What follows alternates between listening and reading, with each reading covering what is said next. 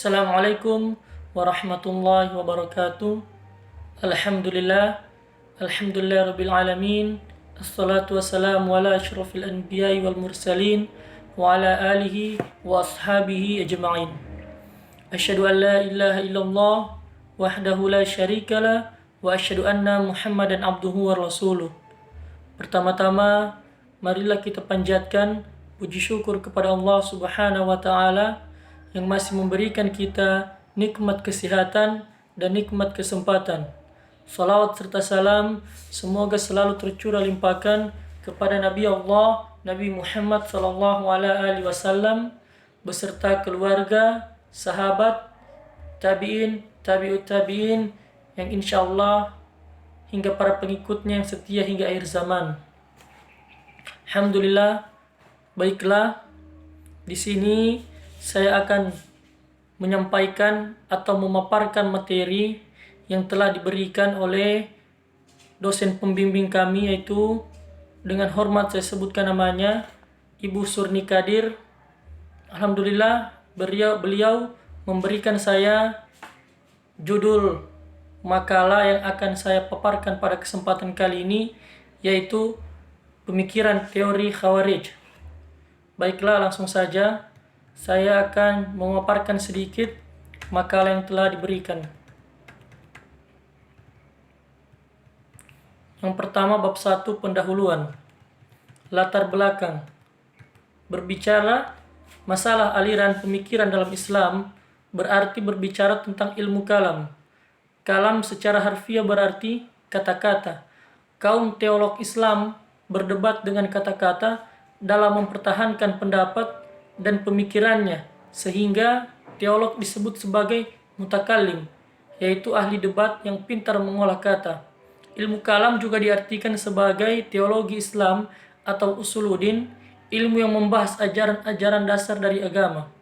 Mempelajari teologi akan memberi seseorang keyakinan yang mendasar dan tidak mudah untuk digoyahkan. Bab 2, yaitu pembahasan. Pengertian Khawarij itu sendiri secara bahasa, kata Khawarij berarti orang-orang yang telah keluar.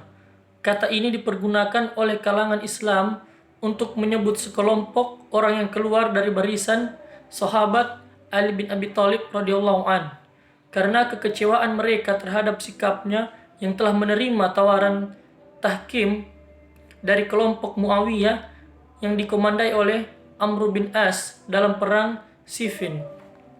Jadi, nama Khawarij bukanlah berasal dari kelompok ini. Mereka sendiri lebih suka menamakan diri dengan syurah atau para penjual, yaitu orang-orang yang menjual, mengorbankan jiwa raga mereka demi keridhaan Allah Subhanahu wa taala. Sesuai dengan firman Allah Subhanahu wa taala dalam Quran surah Al-Baqarah ayat 207. Selain itu, ada juga istilah lain yang dikatkan kepada mereka seperti Hurairah atau Haruriyah yang dinisbatkan pada nama desa di Kufah, yaitu Harura, dan Muhakimah, karena seringnya kelompok ini mendasarkan diri pada kalimat la hukma illa lillah, tidak ada hukum selain hukum Allah Subhanahu wa taala, atau la hakama illa Allah, tidak ada pengantara selain Allah. Secara historis, Khawarij adalah firqah batil yang pertama muncul dalam Islam sebagaimana disebutkan oleh Imam Ibn Taimiyah dalam kitabnya Al-Fatawa. Bid'ah yang pertama muncul dalam Islam adalah bid'ah Khawarij. Kemudian hadis-hadis yang berkaitan dengan firq dan sanadnya benar adalah hadis-hadis yang berkaitan dengan Khawarij, sedang yang berkaitan dengan Mu'tazilah dan Syiah atau yang lainnya hanya terdapat dalam asar sahabat atau hadis lemah. Ini menunjukkan begitu besarnya tingkat bahaya Khawarij dan fenomenanya yang sudah ada pada masa Rasulullah sallallahu alaihi wasallam. Di samping itu, Khawarij masih ada sampai sekarang, baik secara nama maupun sebutan. Secara nama masih terdapat di daerah Oman dan Afrika Utara, sedangkan secara laqab atau sebutan berada di mana-mana. Hal seperti inilah yang membuat pembahasan tentang firqah Khawarij begitu sangat pentingnya, apalagi buku-buku yang membahas masalah ini masih sangat sedikit. Apalagi Rasulullah Shallallahu Alaihi Wasallam menyuruh kita agar berhati-hati terhadap firqah ini. Awal mulanya munculnya dasar-dasar pemikiran Khawarij. Sebenarnya awal mula kemunculan pemikiran Khawarij bermula pada saat masa Rasulullah Shallallahu Alaihi Wasallam. Ketika Rasulullah Shallallahu Alaihi Wasallam membagi-bagikan harta rampasan perang di desa Juronah pasca perang Hunain. Beliau memberikan 100 ekor unta kepada Aqrah bin Habis dan Uyainah bin Harith. Beliau juga memberikan kepada beberapa orang dari tokoh Quraisy dan pemuka-pemuka Arab lebih banyak dari yang diberikan kepada yang lainnya. Melihat hal ini, seseorang yang disebut Dzul Khuwaisirah dengan mata melotot dan urat lehernya menggelembung berkata, "Demi Allah, ini adalah pembagian yang tidak adil dan tidak mengharapkan wajah Allah." Atau dalam riwayat lain, dia mengatakan kepada Rasulullah Shallallahu Alaihi Wasallam, "Berbuat adillah, karena sesungguhnya engkau belum berbuat adil." Sungguh, kalimat tersebut bagaikan petir di siang bolong. Pada masa generasi terbaik di hadapan manusia terbaik pula, ada seseorang yang berani berbuat lancang dan menuduh bahwa Rasulullah Shallallahu Alaihi Wasallam tidak berbuat adil. Mendengar ucapan ini, Rasulullah Shallallahu Alaihi Wasallam dengan wajah yang memerah bersabda, Siapakah yang akan berbuat adil jika Allah dan Rasulnya tidak berbuat adil? Semoga Allah merahmati Musa. Dia disakiti lebih daripada ini, namun dia bersabar. Hadis riwayat Muslim. Saat itu Umar bin Khattab radhiyallahu anhu meminta izin untuk membunuhnya, namun Rasulullah Shallallahu Alaihi Wasallam melarangnya. Beliau mengabarkan akan munculnya dari turunan orang ini kaum Khawarij, sebagaimana disebutkan dalam riwayat berikutnya. Sesungguhnya orang ini dan para pengikutnya, salah seorang di antara kalian akan merasa kalah sholatnya dibandingkan dengan sholat mereka, puasanya dengan puasa mereka. Mereka keluar dari agama seperti keluarnya anak panah dari buruannya.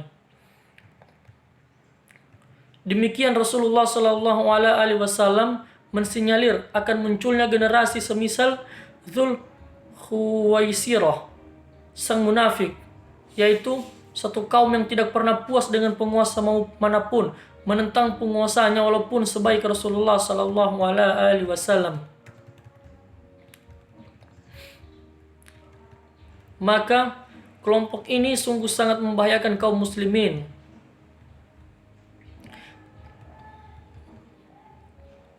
Sejarah kelahiran Khawarij, seperti yang disinggung sebelumnya dalam pendahuluan, bahwa Khawarij lahir dari komponen-komponen paling berpengaruh dalam khilafah Ali radhiyallahu an, yaitu dari tubuh militer pemimpin Ali radhiyallahu an sendiri.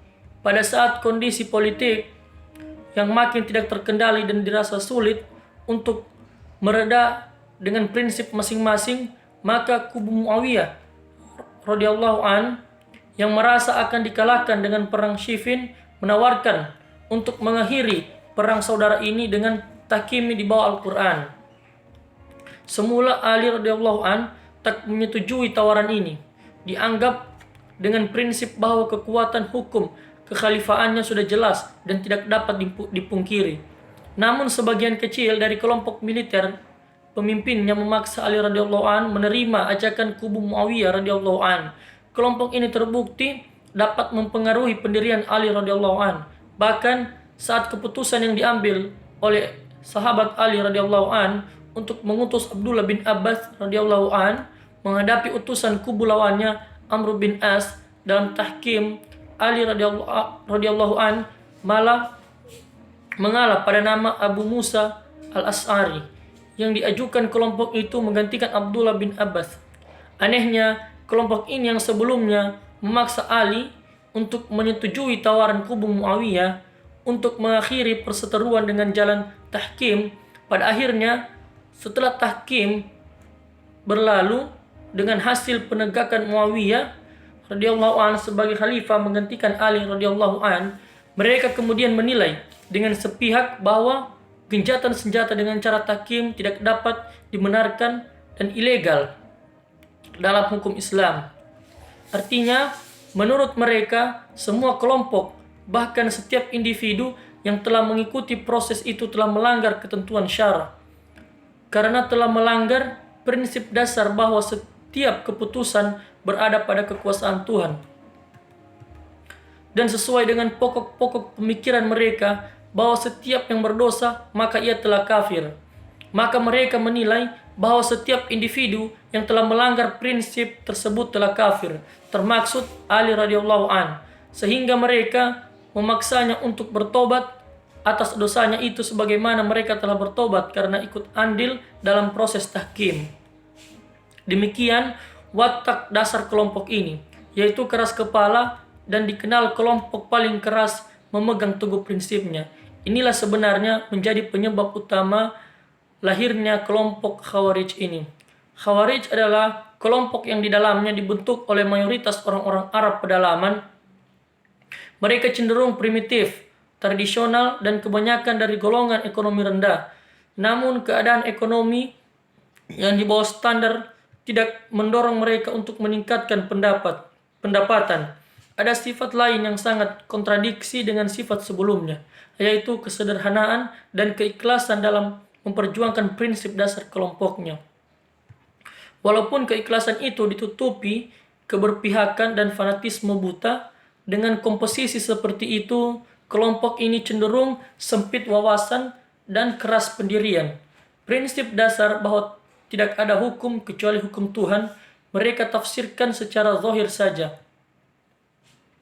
Bukan hanya itu, sebenarnya ada kepentingan lain yang mendorong dualisme ini. Sifat dari kelompok ini yaitu kecemburuan atas kepemimpinan golongan Quraisy, dan pada saatnya kemudian Khawarij memilih Abdullah bin Wahab Ar-Rasibi yang di luar golongan Quraisy sebagai khalifah. Bahkan Al-Yazidiyah, salah satu sekte dalam Khawarij, menyatakan bahwa Allah sebenarnya juga mengutus orang nabi dari golongan Ajam di luar golongan Arab, yang kemudian menghapus syariat Nabi SAW. Nama Khawarij diberikan pada kelompok ini karena dengan sengaja keluar dari barisan Ali radhiyallahu an dan tidak mendukung barisan Muawiyah radhiyallahu an. Namun dari mereka menganggap bahwa nama itu berasal dari kata dasar kharaja yang terdapat pada Quran surah keempat ayat 100 yang merujuk pada seseorang yang keluar dari rumahnya untuk hijrah di jalan Allah dan Rasulnya. Selanjutnya mereka juga menyebut kelompoknya sebagai syurah yang berasal dari kata yasri, menjual, sebagaimana disebutkan dalam Quran surah kedua ayat 207 tentang seseorang yang menjual dirinya untuk mendapatkan ridha Allah Subhanahu wa taala. Selain itu, mereka juga disebut Haruriyah yang merujuk pada Harura, sebuah tempat di pinggiran sungai Furat dekat kota Riqqah. Di tempat ini mereka memisahkan diri dari barisan pasukan Khalifah Ali radhiyallahu an saat pulang dari perang Siffin. Kelompok ini juga dikenal sebagai kelompok Muhakimah, sebagai kelompok dengan prinsip dasar tidak ada hukum kecuali hukum Allah Subhanahu wa taala. Latar belakang ekstremitas Khawarij. Seperti yang sudah diungkap di atas, Khawarij memiliki pemikiran dan sikap yang ekstrim, keras, radikal, dan cenderung kejam. Misalnya, mereka menilai Khalifah Ali bin Abi Thalib salah karena menyetujui dan kesalahan itu membuat Ali menjadi kafir. Mereka memaksa Ali mengakui kesalahan dan kekufurannya untuk kemudian bertobat. Begitu Ali menolak pandangan mereka, walaupun dengan mengemukakan argumentasi, mereka menyatakan keluar dari pasukan Khalifah Ali bin Abi Thalib radhiyallahu an dan kemudian melakukan pemberontakan dan kekejaman-kekejaman lainnya. Yang menjadi sasaran pengkafiran tidak hanya Ali bin Abi Thalib, tetapi juga Muawiyah bin Abi Sufyan, Amr bin As, dan sahabat-sahabat lainnya yang mendukung mereka dalam perkembangan Selanjutnya, mereka perdebatkan apakah Ali hanya kafir atau musyrik. Untuk mendukung pandangan mereka, baik dalam aspek politik maupun dalam aspek teologi, mereka menggunakan ayat-ayat Al-Quran. Misalnya, kelompok Al-Zakaria tidak hanya menyatakan Ali kafir, tapi juga menyatakan ayat yang diturunkan Allah mengenai Ali sedang tentang Abdurrahman Ibnu Muljam yang membunuh Ali. Allah menurunkan ayat, mereka gampang sekali mengagungkan ayat-ayat Al-Quran untuk menguatkan pendapat-pendapat mereka. Yang menarik kita teliti adalah latar belakang apa yang menyebabkan mereka memiliki pandangan seperti itu. Untuk menjawab pertanyaan tersebut, kita perlu melakukan analisis terhadap pengertian istilah Qurra atau Ahlul Al-Qurra, sebutan mereka sebelum menjadi Khawarij. Apakah istilah itu berarti para penghafal Al-Quran atau orang-orang kampung? Kalau sekiranya yang benar adalah yang pertama, maka persoalannya adalah persoalan teologis murni. Tapi kalau yang benar adalah yang kedua, persoalannya adalah persoalan sosial politik. Melihat pemahaman Khawarij yang sangat dangkal dan literer terhadap ayat-ayat Al-Quran yang mereka jadikan dalil membenarkan pandangan dan sikap politik mereka, maka istilah Qurra bukan sebagai para penghafal Al-Quran, tetapi sebagai arti orang-orang desa. Sejarawan Muslim dari IAIN Sunan Kalijaga, Yogyakarta yang pernah menulis tentang Khawarij waktu studi di University Kanada menyatakan bahwa Ahlul Al-Qurra lebih tepat diartikan sebagai para penetap, walaupun Ahlul Al-Qurra bisa juga berarti para penghafal Quran. Uraian yang panjang lebar dan agak memuaskan tentang pengertian istilah Al-Qurra ditulis oleh Mahdiin Haji Yahya dalam bukunya Sejarah Awal Perpecahan Umat Islam. Istilah-istilah lain yang dipakai oleh para sejarawan menunjukkan kelompok yang sama yang melakukan pemberontakan di Kufah waktu itu adalah Ashraf. Maka penghafal-penghafal Al-Quran, tetapi yang tidak jelas ialah bahwa Al-Qurra itu adalah golongan manusia di Kufah atau sebagian dari golongan Ashraf. Kufah yang tinggal atau menguasai kampung-kampung di Irak dan disifatkan sebagai orang-orang yang bodoh.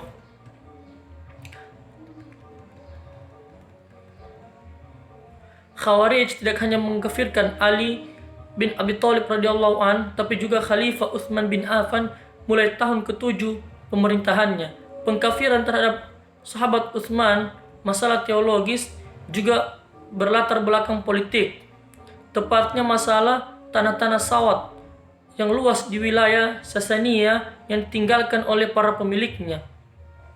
Di sekitar tanah yang ditinggalkan itu, tulis saban konflik itu, tanah-tanah itu tidak dibagi-bagi, tetapi dikelola oleh kelompok Qurra dan penghasilannya dibagi-bagi antara para veteran perang penaklukan terhadap wilayah tersebut. Kelompok Qurra itu menganggap diri mereka sendiri hampir-hampir seperti pemilik sah atas kekayaan yang sangat besar itu. Utsman tidak berani menentang hak yang dirampas ini secara terbuka, tetapi menggunakan pendekatan secara berangsur-angsur. Antara lain, Utsman menyatakan bahwa para veteran yang telah kembali ke Mekah dan dari Madinah tidak lantas kehilangan hak-haknya atas tanah-tanah sawah ini. Kelompok Qurra dalam jawabannya menegaskan bahwa tanpa kehadiran mereka secara berkesinambungan di Irak, kekayaan-kekayaan ini sama sekali tidak ada pernah terkumpulkan. Dengan demikian membuktikan bahwa para veteran Kufah tidak memiliki hak lebih besar atas tanah ini. Akibat dari pelaksanaan kebijaksanaan Utsman itu, kelompok Qurra belakangan mengetahui bahwa landasan kekuatan ekonomi mereka sedang dihancurkan karena tanah-tanah mereka dibagi-bagi tanpa mempertimbangkan hak-hak mereka. Perlawanan mereka pada Khalifah Utsman Kelompok ini menghalang-halangi kedatangan Sa'id bin As, gubernur yang ditunjuk oleh Utsman, memasuki Kufah.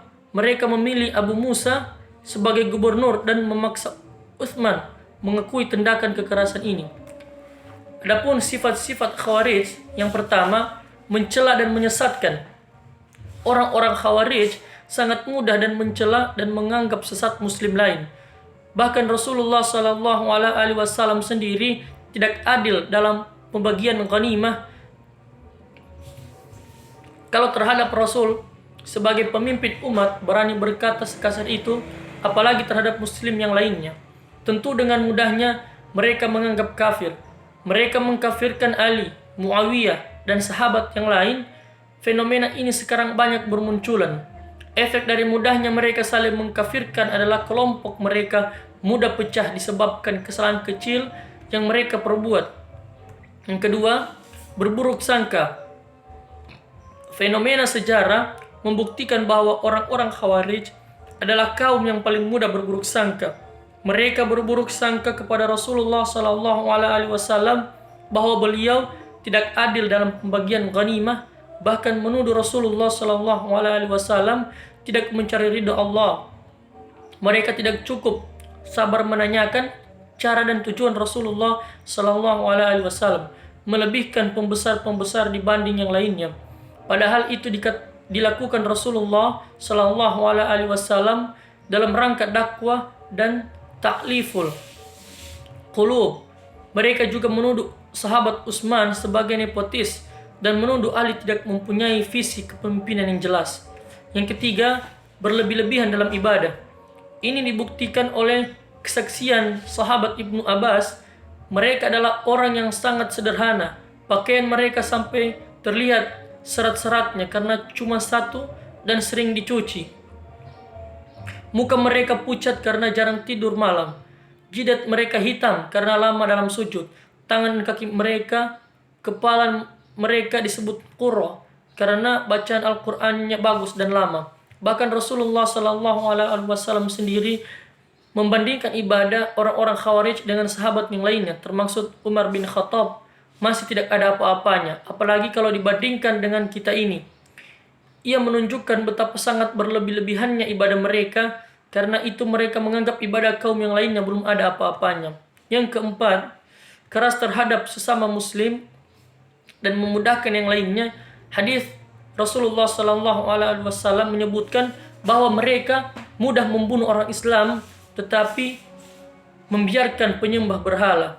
Ibnu Abdil Bar meriwayatkan ketika Abdullah bin Habab bin Al-Ar berjalan dengan istrinya bertemu dengan orang Khawarij dan mereka meminta kepada Abdullah untuk menyampaikan hadis-hadis yang didengar dari Rasulullah SAW. Kemudian Abdullah menyampaikan hadis terjadinya fitnah. Yang duduk pada waktu itu lebih baik dari yang berdiri lebih baik dari yang berjalan. Mereka bertanya, apakah Anda mendengar ini dari Rasulullah? Ia jawab Abdullah. Maka serta-merta mereka langsung memenggal Abdullah dan istrinya, dibunuh dengan mengeluarkan janin dari perutnya.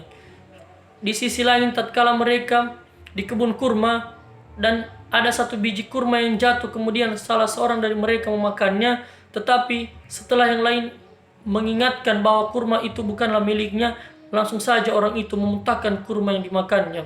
Dan ketika mereka di Kufah melihat babi, langsung mereka bunuh. Tetapi setelah diingatkan bahwa babi itu milik orang kafir ahli zimmah, langsung saja yang membunuhnya itu mencari orang yang mempunyai babi tersebut, meminta maaf dan membayar tebusan.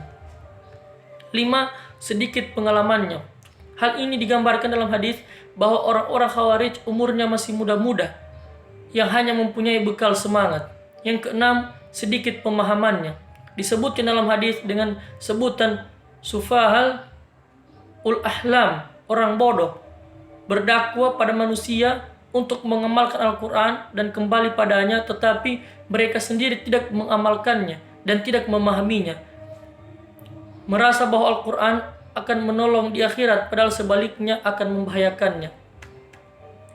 Nilai Khawarij yang ketujuh, orang-orang Khawarij keluar dari Islam sebagaimana yang disebutkan Rasulullah Sallallahu Alaihi Wasallam. Mereka keluar dari Islam sebagaimana anak panah keluar dari busurnya. Yang kedelapan, fenomena Khawarij. Mereka akan senantiasa ada sampai hari kiamat. Mereka akan senantiasa keluar sampai yang terakhir keluar bersama Al-Masih Ad-Dajjal.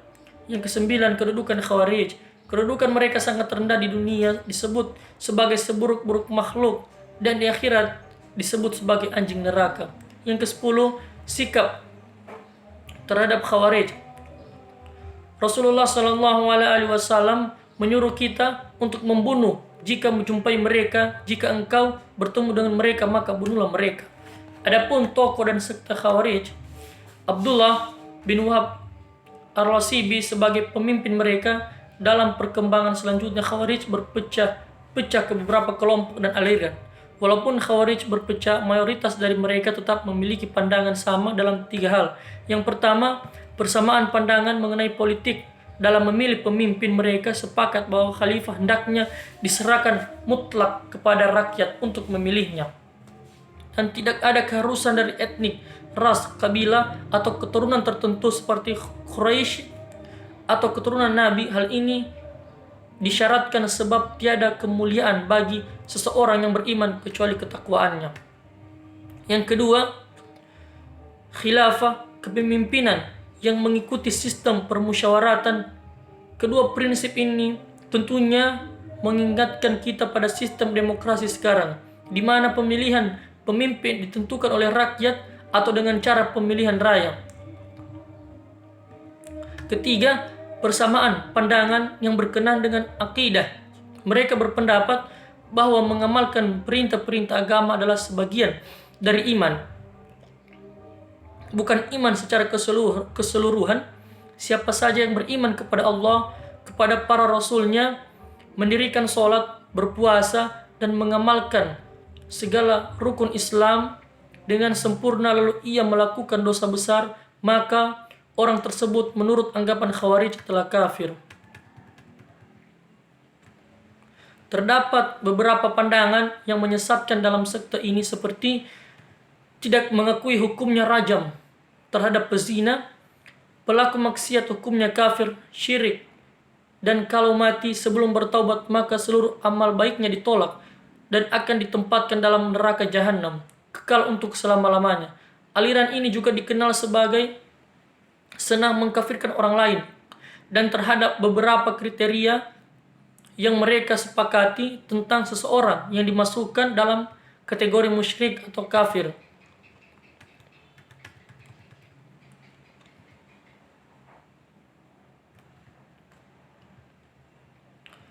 Pemikiran Khawarij. Untuk mengamati tentang perkembangan pemikiran, khususnya kelompok Khawarij, tertumpu pada dua teori, yaitu tekstual dan kontekstual. Ketika memahami teks-teks ajaran Islam, baik yang dalam Al-Quran maupun As-Sunnah, pendekatan kontekstual tampaknya digunakan untuk mentakwil pertanyaan-pertanyaan secara zahir bertentangan dengan teologi yang dianutnya. Namun pada umumnya kaum Khawarij dalam memahami ayat atau hadis lebih pada pendekatan tekstual saja. Sebagai contoh, misalkan ketika berhadapan dengan ayat tentang kewajiban melaksanakan haji adalah kewajiban manusia terhadap Allah Subhanahu wa taala, yaitu bagi orang yang sanggup mengadakan perjalanan ke Baitullah. Barang siapa yang mengingkari kewajiban haji, maka sesungguhnya Allah Maha Kaya dan memerlukan sesuatu dari alam semesta. Khawarij menetapkan bahwa orang yang meninggalkan haji menjadi kafir karena meninggalkan haji adalah dosa besar, maka orang yang berdosa telah menjadi kafir. Firman Allah Subhanahu wa taala, barang siapa yang tidak memutuskan menurut apa yang diturunkan oleh Allah, maka mereka itulah orang-orang kafir. Semua orang yang berdosa telah memutuskan hukum untuk dirinya dengan landasan yang bukan wahyu. Karena itu ia menjadi kafir. Ayat ini disebutkan Allah beberapa kali dalam Al-Quran, diantaranya banyak muka pada hari itu berseri-seri, tertawa dan gembira ria. Dan banyak pula muka pada hari itu tertutup debu dan ditutup lagi oleh kegelapan. Maka itulah orang-orang kafir lagi durhaka. Wajah orang-orang fasik pelaku dosa akan berdebu, tentunya karena kekafirannya. Ayat itu diantaranya. Akan tetapi orang-orang zalim itu mengingkari ayat-ayat Allah. Dari ayat di atas menyatakan bahwa kezaliman adalah keingkaran dan kekafiran, sementara pelaku dosa sudah pasti orang zalim. Semua dalil di atas dipahami dalam bentuk makna zahir atau tekstualnya saja. Ayat padahal kebanyakan ayat itu menjelaskan peristiwa tentang musyrik Mekah, sehingga sifat-sifat yang digambarkan adalah ditujukan kepada mereka. Di dalam dalil pertama, kekafiran bukanlah sifat dari orang yang tidak melaksanakan haji, tetapi orang-orang mengingkari kewajiban haji. Karena Khawarij berpegang pada makna zahir nas, maka pemahamannya pun menjadi kurang tepat.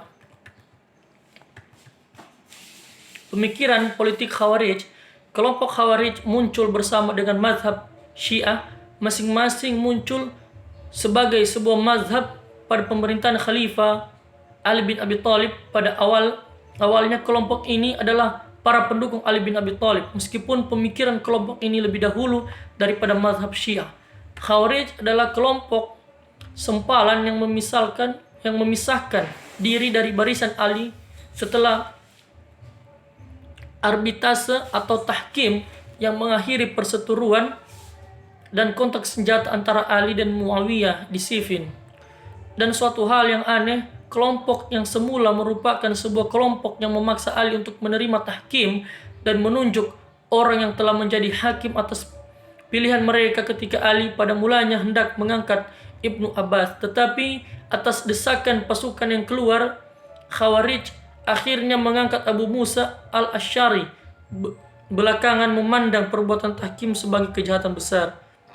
Menurut kelompok ini, Ali telah menjadi kafir karena menyetujui tahkim dan menuntut Ali agar berbuat sebagaimana mereka telah kafir. Tetapi mereka telah bertaubat. Pengikut Khawarij terdiri dari suku Arab Badui yang masih sederhana cara berfikirnya.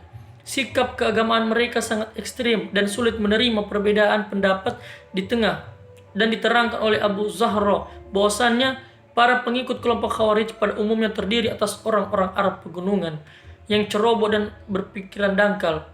Beberapa sikap ekstrim ini pula yang membuat kelompok ini terpecah-pecah menjadi beberapa kelompok.